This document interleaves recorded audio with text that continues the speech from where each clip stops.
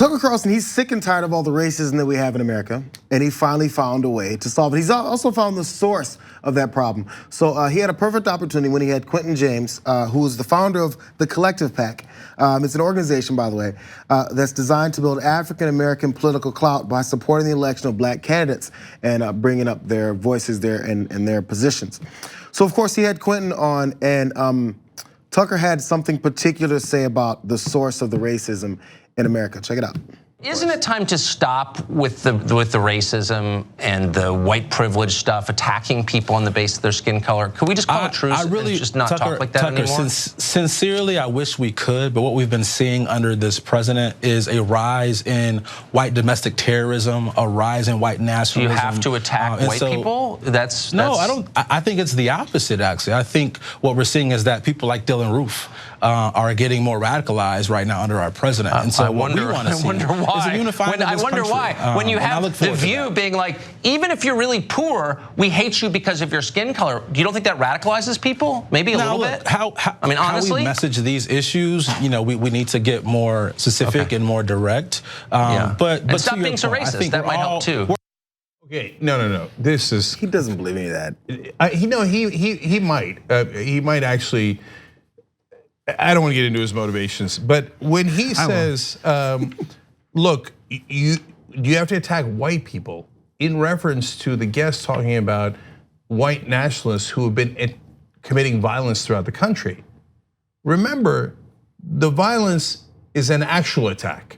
So when Dylan Roof goes into a church in Charleston and murders all those people, and he says, I did it because of my white identity. We didn't tell him to do that, he did that. He's a right winger who said, I hate black people, so I'm going to go and murder them. Tucker says that isn't the problem. The problem is when we say, hey, can you stop murdering black people? Oh, why did you bring up that he's a white nationalist? You're making it about race. No, he made it about race when he murdered black people and wrote down, I am murdering black people because they are black. See, that would be identity politics. And then he turns around and says, oh, The View, saying that if you're really poor, we hate you because of your skin color. Pretty confident they didn't say that, okay?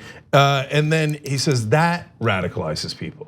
In other words, if you keep pointing out the different racial incidents that happen in this country, well, then that's gonna radicalize us and force us to murder you.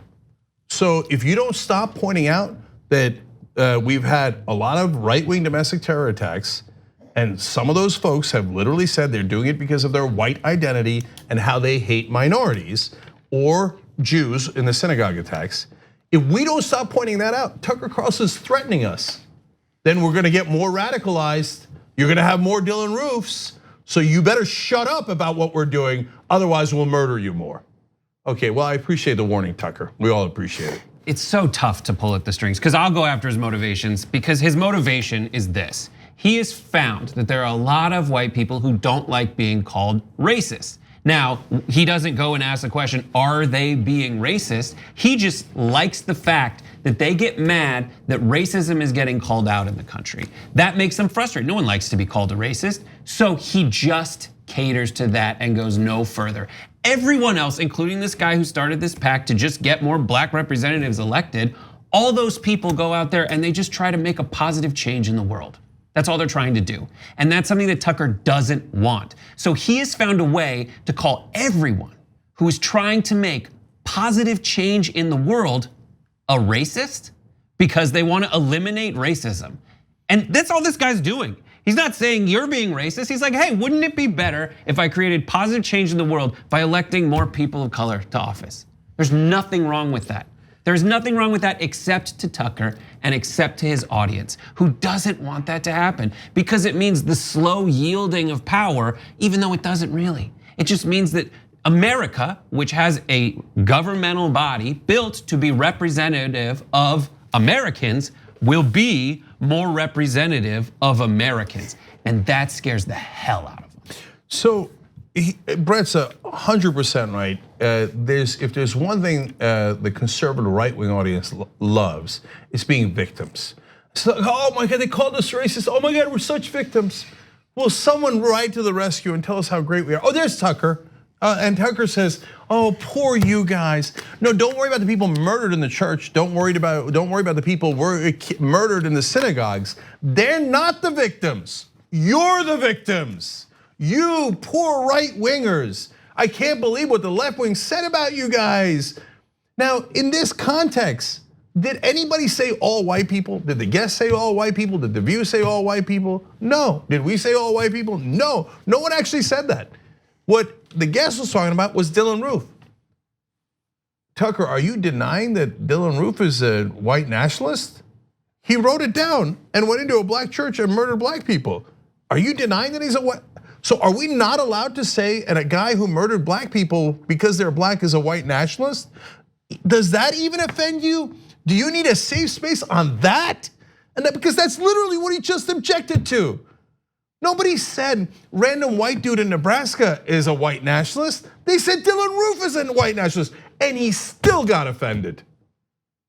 Okay, so we're not allowed to call him a white nationalist. We're not allowed to call all other people who said in their manifestos that they're white supremacists and nationalists and murdered people because of it. How about the synagogue shooters? Are we allowed to call them anti-Semitic? Or is that also forbidden? Did they just happen to walk into a random building and go, oh, look at this, it's a synagogue. Okay, I'll shoot the place up. No, they wrote down, I am going to murder Jews. Tucker, am I allowed to call them anti-Semitic? No, my audience will be offended. And last thing, guys, why are they offended? If you call Dylann Roof a white nationalist, why on God's green earth would I be offended? Why would Brett be offended? Why would anybody be offended?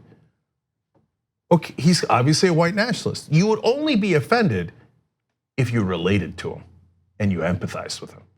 If you thought, oh, there, but for the grace of God, go I. That would never occur to me. Why would you be offended if a guy walks into a synagogue, murders Jews, and you call him an anti-Semite? Why would you be offended by that? That's the most obvious thing in the world.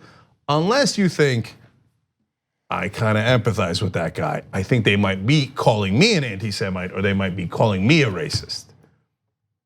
We didn't say that, that's what you thought. It's that identity politics that they keep complaining about. That's the identity. It's the reason why you can call a victim someone who's murdered by police if they don't look like you. Hey, what's his criminal background? Hey, there was that one time he was tardy to school.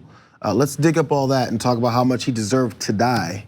But then when Dylann Roof gets taken back in with cheeseburgers and fries, it's, well, they don't want to hurt the kid.